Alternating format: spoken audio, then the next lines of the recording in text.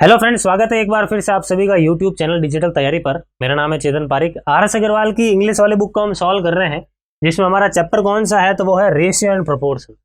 इसका हम part number 11 कर रहे हैं। अब तक 10 पार्ट आ चुके हैं, तो अगर आपने नहीं देखे हैं तो जरूर देखना, क्योंकि वहां से बेसिक स्ट्रांग हो जाएगा। अब शुरू करते हैं हम हमारे इस पार्ट को। और इस पार्ट में पहला सवाल क्या है तो ये आ गया आपके सामने। फटाफट से इसको समझें और ट्राई करें। सवाल हमें कह रहा है the numbers x y z are proportional to 2, 3 and 5. The sum of x, y, z are 100, and if y is equal to px minus 10, then the value of p is equal to. यहाँ पर सवाल कह रहा है कि x, y, z जो है proportional है, यानी समानुपाती है किसके? 2, 3 और 5 के। समानुपाती का मतलब है कि x जो है वो दो, समानुपाती का साइन क्या होता है? ये वाला होता है। x जो है समानुपाती है 2, इसका मतलब ये होगा कि x में कहीं ना कहीं 2 तो होगा ही होगा, मतलब 2 का मल्टीपल है वो। आई बात समझ में? सिमिलरली y 3 का मल्टीपल है और z किसका मल्टीपल है? 5 का मल्टीपल है। प्रोपोर्शनल अपने आप में बहुत डीप चीज है। प्रोपोर्शनलिटी का साइन आपने देखा भी होगा साइंस के अंदर। लेकिन यहां पर हमें इतनी सी जरूरत है कि यहां पर ये इतना कहना चाह रहा है कि x 2, y 3 और z 5 का गुणांक है। इसका मतलब मैं कह सकता हूं कि x, y, z जो है इनका रेशियो मैं 2, 3, 5 ले सकता। ठीक है, ये रेशियो मैंने 2, 3, 5 ले लिया। इन सब का सम कितना आ रहा है? 10 आ रहा है। लेकिन एक्चुअल सम कितना है? 100 है। मतलब क्या? 10 गुना। तो 10 गुना कर लिया मैंने, ये कितना हो गया? 20। इसको 10 गुना कर लिया तो ये कितना हो गया? 30। और इसको 10 गुना कर लिया तो ये कितना हो गया? 50। एक्स वाई जेड की वैल्यू आ गई, ये उठा के यहाँ पे रख लो, हमारा आंसर आ जाएगा। तो वाई की जगह रख लो 30, इक्वल में पी इंटू एक्स की जगह रख लो 20, और माइनस का 10 ये लिख लो। माइनस का 10 जब इधर आएगा तो कितना हो जाएगा? 40 हो जाएगा। 30 और 10 40। 40 में 20 का भाग लगाओगे तो पी कितना मिल जाएगा? 2 मिल जाएगा। 2 मिल गया, मतलब ऑप्शन बी क्या हो गया? हमारा करेक्ट आंसर हो गया। ठीक है, सिंपल सवाल है, बहुत ही ज्यादा सिंपल सवाल है। ऐसे सवाल नॉर्मली रेलवे के अंदर या एसएससी के अंदर आते ही नहीं है। ये एमबीए का सवाल है, और ज्यादा से ज्यादा कैंपस रिक्रूटमेंट जो होते हैं वहां पर इस टाइप के सवाल आते हैं। तो कोई खास सवाल नहीं है, बहुत ही बेकार सा सवाल। ठीक है, शुरू करते हैं हमारे इस अगले सवाल को। देखो ये आ गया आपके सामने, फटाफट से ट्राई करें। ए, बी तथा सी, यानी A, B and C are boxes containing marbles in the ratio 1, 2 and 3। मतलब ए, बी, सी 3 बॉक्स है जिनके अंदर मार्बल्स पड़े हैं। किस रेशियो में है? तो 1, 2 और 3 के अनुपात में है। Total number of marbles is 60। कुल मिलाकर मार्बल्स की संख्या कितनी है? 60 है।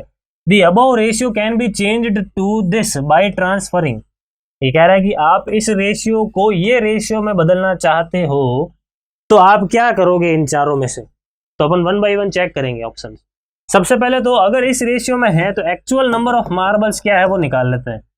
ए, बी, सी 1, 2 और 3 बता रहा है, कुल मिलाकर कितना होगा? 6। लेकिन कुल मिलाकर 6 नहीं है, 60 है। 10 गुना है, इसका मतलब ये 10 होगा, ये 20 होगा, और ये कितना होगा? 30 होगा। ये एक्चुअल नंबर्स ऑफ मार्बल्स मैंने निकाल दिए तीनों के तीनों बॉक्सेस में। ठीक है, अब 1 by 1 ऑप्शन पकड़ते हैं हम। देखो क्या कह रहा है। 2 marbles from A to B and 1 from C to B. मैं क्या कर रहा हूँ? 2 मार्बल ए से उठा के बी में रख रहा हूँ। तो जब ए से हटा लोगे तो अब 8 बचेंगे, बी में डालोगे तो ये कितने हो जाएंगे? 22 हो जाएंगे, और ये तो 30 के 30 है। सी टू बी 1 डाल रहे हो, सी में से भी बी में डाल रहे हो आप 1, तो यहां से जब हटाओगे तो ये 29 रह जाएंगे, एक और आ जाएगा तो ये 23 हो जाएगा, और ये कितना हो जाएगा? 8। क्या ये रेशियो इसके बराबर है? नहीं। इसका मतलब ये हमारा आंसर नहीं होगा। आई बात समझ में? इसी प्रकार से हम बाकी के ऑप्शंस को चेक करेंगे। 3 मार्बल्स फ्रॉम बी टू सी, मतलब बी में से 3 मार्बल उठा के यहाँ पे रख लो तो ये 10 हो जाएगा, फिर ये 17 बचेगा, और ये कितना हो जाएगा? ये 33 हो जाएगा। क्या ये रेशियो आ रहा है? क्या नहीं आ रहा है? ये भी हटा लो। फिर ये कह रहा है 4 मार्बल हटा लो, सी में से बी में डाल दो। सी में से बी में 4 मार्बल डालोगे तो ये तो 10 का 10 रहेगा, और ये कितना हो जाएगा? 24 हो जाएगा, और ये कितना रह जाएगा पीछे? 26 रह जाएगा। क्या इसको सॉल्व करने पर ये मिलता है क्या? 3, 4 और 5 इसको सॉल्व करने पर तो ये तो 5, 12 और 13 मिल गया। कहाँ मिल रहा है ये भी नहीं होगा। आई बात समझ में? अब हम चलते हैं हमारे लास्ट ऑप्शन डी की तरफ। सी में से ए में डाल दो 5 मार्बल, तो यहाँ से 5 उठा के यहाँ पर डालोगे तो ये कितना हो गया? 15। ये तो 20 का 20 रहेगा, और 30 में से 5 चला गया तो कितना हो गया? 25। देखो 5 से काटो 3, 4 और 5 मिल गया हमें रेशियो जो चाहिए था। ठीक है, तो यही हमारा सवाल है और ये इसका आंसर। क्लियर? आई होप अच्छी तरीके से समझ में आ गया आपको। सवाल बहुत ही सिंपल सवाल है। आगे बढ़ते हैं हमारे 118 नंबर सवाल की ओर। क्या कह रहा है ये सवाल? An amount of ₹53 is divided among A, B and C such that A gets 7 more than B and B gets 8 more than C.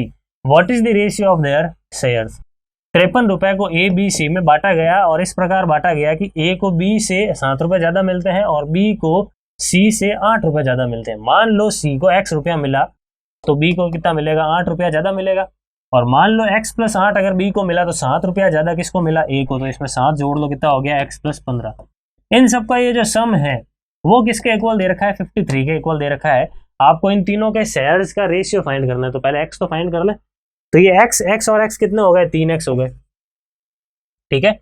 15 और 8 कितने हो गए, 23 हो गए। जब ये 23 उस तरफ चला जाएगा तो माइनस का हो जाएगा, 53 में से 23 घटा लोगे तो पीछे कितना बचेगा, 30 ही। यहाँ पे मैंने लिख दिया 30। यहाँ से आप देख सकते हो x का मान कितना आ रहा है, तो x का मान आ रहा है 10। ये x का मान 10 उठा के आप यहाँ पे रख लो, 10 रखोगे तो ये कितना हो जाएगा 25, 10 रखोगे तो ये कितना हो जाएगा 18 और 10 रखोगे तो ये कितना रहेगा 10 का 10। तो 25, 18 और 10 क्या हो गया हमारा करेक्ट आंसर, 25, 18 और 10 यानी ऑप्शन डी। ठीक है, आगे बढ़ते हैं, अगला सवाल देख लेते हैं।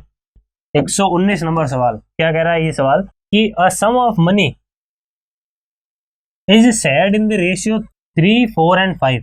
The smallest share is divided again in the ratio of 1:2. What fraction of the total sum of money is the larger of the two later shares? ये कह रहा है कि एक राशि को 3, 4, 5 में डिवाइड किया गया, इसके बाद जो स्मॉलेस्ट शेयर है यानी जो सबसे छोटा वाला अमाउंट है उसको फर्दर 2 टुकड़े कर दिए गए 1:2 में। सबसे छोटा कौन है इनमें, ये 3 है, इसके और 2 टुकड़े कर दिए 1 और 2 में। यहां तक क्लियर। अब आगे क्या पूछा है आपको, what fraction of the total sum of money is larger of the two latter shares. ये कह रहा है कि कुल मिला के जो ये पैसा है उसका कितना फ्रैक्शन है जो आपने बाद में 2 टुकड़े किए ना उसमें से लार्जर वाला। What fraction of the total sum of money is the larger of the 2 latter shares. Larger of the 2 latter shares का मतलब है कि बाद में जो आपने 2 टुकड़े किए इसमें से लार्जर कौन है, 2 है। तो ये जो 2 है वो टोटल सम ऑफ मनी का कितना फ्रैक्शन है। टोटल सम ऑफ मनी कितना है, देखो 3 और 4 7 और 5 कितने हो गए 12, ये लिख दो बट्टा में 12। कितना आ गया, ये 2 से काटोगे तो 1/6 आ जाएगा, 1/6 आ जाएगा, मतलब ऑप्शन बी क्या हो जाएगा हमारा करेक्ट आंसर हो जाएगा। ठीक है, इस सवाल के अंदर यहाँ पर क्या है कि हमारे लिए कैलकुलेशन आसान हो गई। क्यों, क्योंकि ये जो बाद में 2 टुकड़े किए हैं ना इनका सम 3 है और ये जो है रेशियो ये पहले से ही 3 दे रखा है। ये बात समझ में। मान लो कि इसका अगर कोई योग कुछ अलग आता या फिर ये 3 की जगह कुछ और होता तो फिर हमें यहाँ पर कोई अलग चीज करनी पड़ सकती थी, हमें फिर इसको और इसको एलसीएम लेकर इक्वल बनाना पड़ता। आई बात समझ में। तो फिलहाल यहाँ पर ये 3 है और पहले से इनका सम 3 आ रहा है तो हमारे लिए यहाँ पर जो मेहनत है वो कंपैरेटिवली कम लगी। क्लियर है, आगे बढ़ते हैं हमारे अगले सवाल की ओर। नेक्स्ट क्वेश्चन क्या है, देखो ये आ गया आपके सामने अगला सवाल। फटाफट से इसको ट्राई करें अपनी तरफ से पॉज करके, उसके बाद समझें सवाल क्या कह रहा है।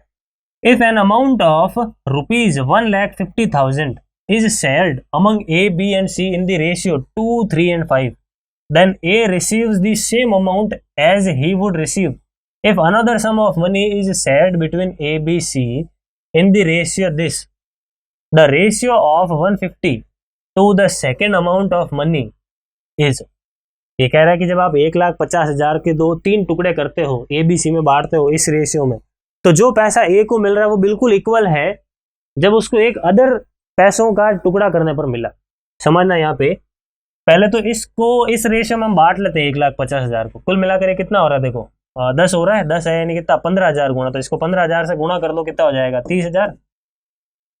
इसको 15 से करोगे तो 45,000 और इसको 15 से करोगे तो 75,000। ये ए बी सी तीनों का शेयर आ गया। ये कह रहा है कि इसमें ये जो ए का शेयर है 30,000 वो बिल्कुल इक्वल है। कब, जब आप एक अनदर राशि अनदर अमाउंट को डिस्ट्रीब्यूट करते हो इस रेशियो में। ठीक है, इसका मतलब दूसरा जो है अमाउंट वो कितना होगा तो आप यहाँ से फाइंड कर सकते हो। देखो कुल मिलाकर ये कितना हो गया 10 हो गया और ये 5 नहीं है, एक्चुअल में कितना है 30,000 है। यहाँ पर आपने क्या किया 6,000 गुणा किया, तो इसको आप कर लो यहाँ पर 6,000 गुणा, तो 10 × 6,000 कर लो, कितना आ गया 60,000 आ गया। कितना आ गया 60,000, कितना आ गया देखो सही है 60,000 आ गया। तो 60,000 है हमारा दूसरा वाला अमाउंट। अब आपको ये रेशियो फाइंड करना है 1.5 लाख का 60,000 के साथ। 1.5 लाख और बट्टा में कितना है 60,000। ठीक है, 4 0 से 4 0 काट लिए, 3 से काट लो 5 बार में, 3 से काट लो 2 बार में, हमारा आंसर कितना हो गया 5/2। क्लियर है, आगे बढ़ते हैं, नेक्स्ट सवाल देख लेते हैं। अगला सवाल है हमारे पास 121। In an alloy the ratio of copper and zinc is 5:2। If 1.250 kg of zinc is mixed in 17 kg 500 gram of alloy, then the ratio of copper and zinc in the alloy will be। ये कह रहा है कि एक alloy के अंदर zinc और copper का जो रेशियो है, जिंक और कॉपर का जो रेशियो है, पहले कॉपर लिख दिया फिर जिंक लिख रहा हूँ, ठीक है। तो ये जो रेशियो है कितना दे रखा है, 5:2 दे रखा है। ये कह रहा है कि इस एलॉय का 17.5 kg लिया गया, फिर उसमें 1.250 kg जिंक ऐड कर दिया, तो जो नया रेशियो है वो कितना होगा ये आपको फाइंड करना है, ठीक है। कुल मिलाकर ये कितना है, 7 है। कुल मिलाकर कितना है, 7 है, लेकिन एक्चुअल में कुल मिलाकर 7 नहीं है, ये 17.5 है। कुल मिलाकर कितना है, 17.5।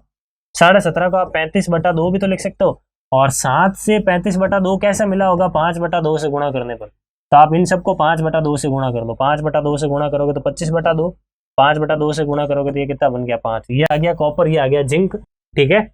अब इसके अंदर आपने जिंक और डाल दिया, कितना, 1.250 जिंक डाल दिया, ठीक है। तो 1.250 का आप 1 सही 1/4 में तो लिख सकते हो। तो ये जो पीछे जो 250 ग्राम लिखा हुआ है इसमें 1000 का भाग लगा लो, तो 250/1000 कितना होगा, 1/4 ही तो होगा।